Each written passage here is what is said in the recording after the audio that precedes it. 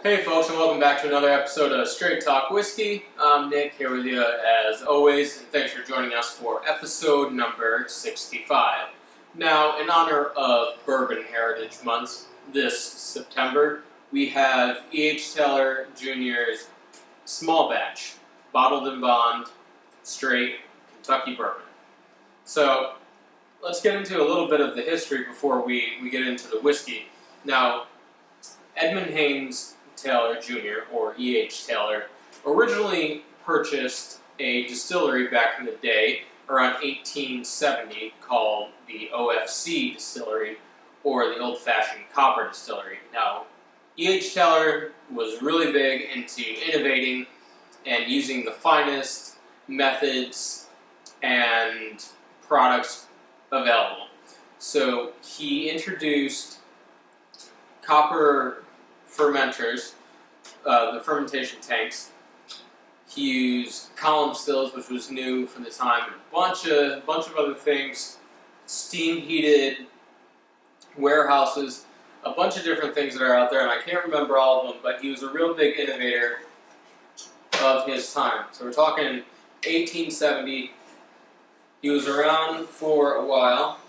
Now, eventually, the OFC Distillery changed names rather, changed ownership over the years, as does happen.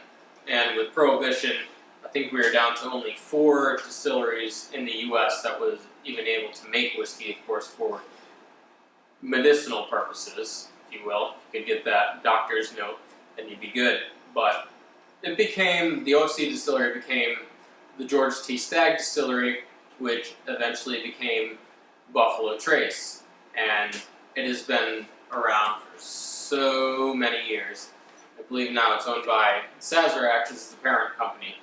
So they have a bunch of different expressions at Buffalo Trace. It's absolutely phenomenal, the whole lineup that they have. I mean, we could do a Buffalo Trace year almost with all of the expressions that are out there.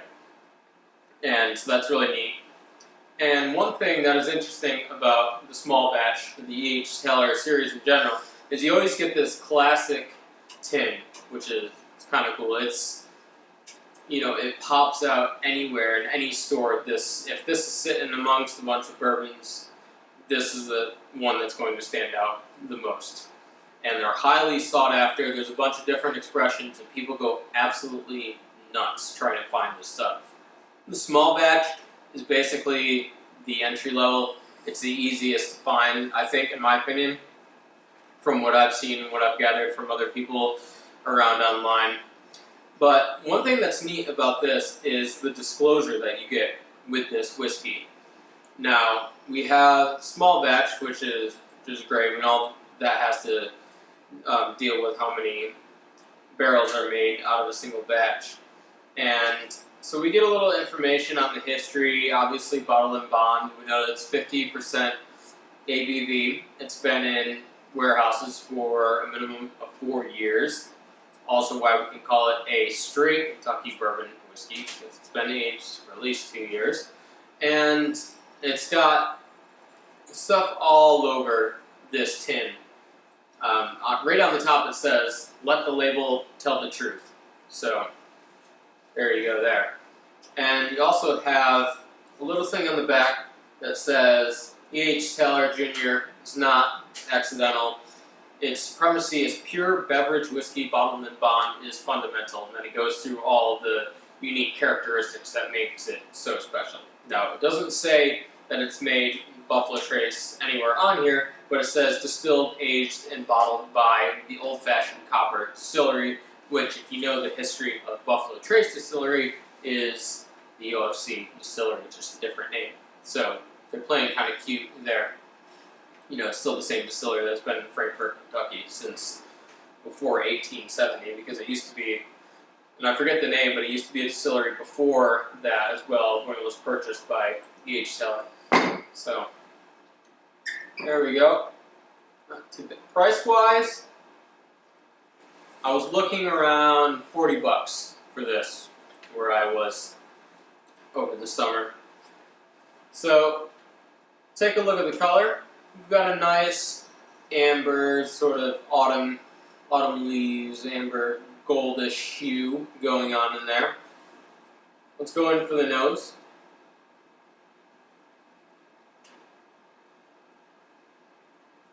Initially, right off the bat, get a nice, supple vanilla and deep oak wood tannins note in there.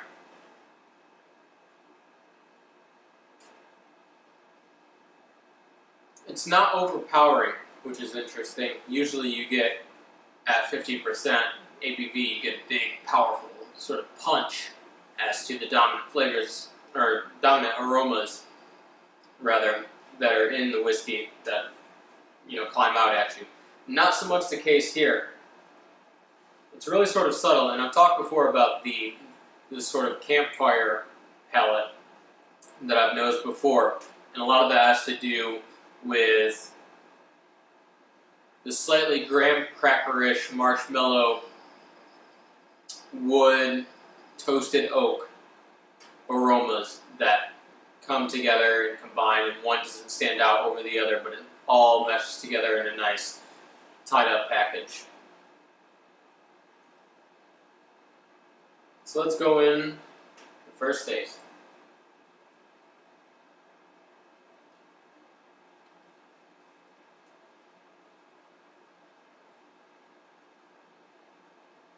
It's got a rather mellow taste, sort of like mellowed sweet corn. Not a lot of kick, not a lot of spice to it. If you think of the candies, the Red Hot dollars, minus the kick, I guess minus the red hot that's in it, just keep the red cinnamon that's in it. That's predominantly what I get in the flavor, accompanied with that campfire sort of palate. More subtle though. So I get a little bit of the vanilla, and definitely the wood, the oak, definitely, but again, more subtle.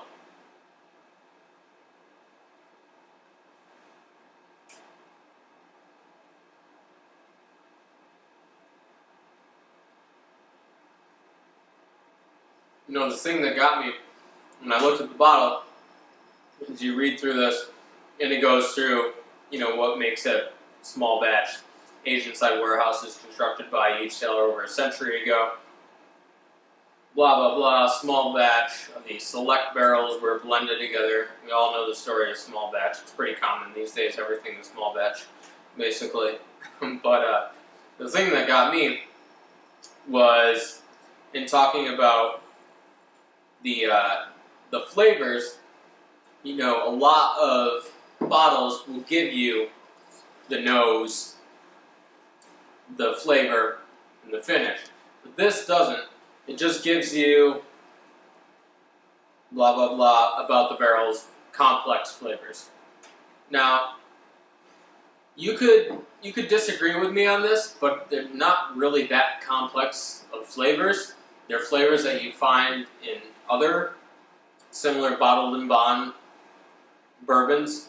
Old Granddad, for one, I think, is pretty similar to this. Not totally, okay? This is a little bit more muted to me. And the one note that it does give on here is that it is a true sipping bourbon. So, yeah, you could sip it, you're not just going to chug it, but it is nice. It's not... I guess what I'm trying to get at is the whole craze that surrounds this in these bottles. Because even the small batch, in some places, they're hard to find. And so people will, go around the bend on the secondary market and that sort of thing and say, oh, I've got the E.H. Taylor small batch, what do you got? I'll trade you this for that. Trading like a $40 bourbon for something that is worth like $140 or something like that. It's all in what people want to pay. Anyway, let's get back in. I don't have the water, the last review, because I didn't think it needed it. When I tasted this at first, I'm getting the same thing that I'm getting now. The really mellowed, campfire sort of palate that I like, but it's not the campfire palate of a Jack Daniel's single barrel. Right? It's not punching me in the face which is what I like sometimes in a bourbon. But it's got some meat to it, but it's not stretching the distance that I thought it was going to, and especially with all the hype that surrounds it. I was expecting something. Let's take another pass at it.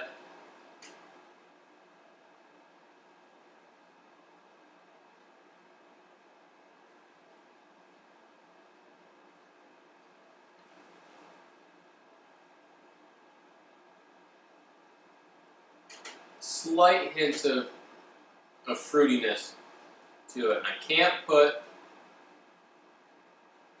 the actual fruit on it. It's strange because it's like a strawberry. It's got this very, very sweet taste to it, but it's there for only a second. And then you get the rest of the flavor profile in there. But there is a slight sweetness in there, but you can't exactly pin it down.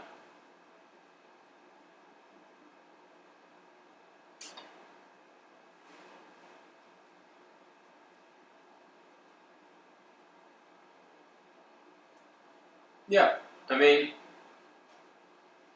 I don't want to knock it, but I'm just saying, I don't think it's as impressive as people make this out to be. Now, there's certainly other expressions of this out there that could be phenomenal, but we're talking about the small batch. It is what it is.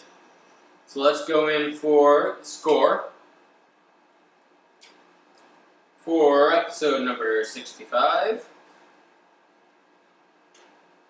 the E.H. Taylor small batch. I'm going to give it an 81 out of 100. It's not terrible. There's nothing overly bad about it, but I think it has to live up to what it says on the bottle. And all this sort of marketing about the label, tell the truth. If it was telling the truth, it wouldn't be saying complex flavors. I really don't think it's that complex. Then again, this is straight talk whiskey, and I'm just telling it like it is. So some people may not agree with me, which is totally cool. This may be one of your favorites.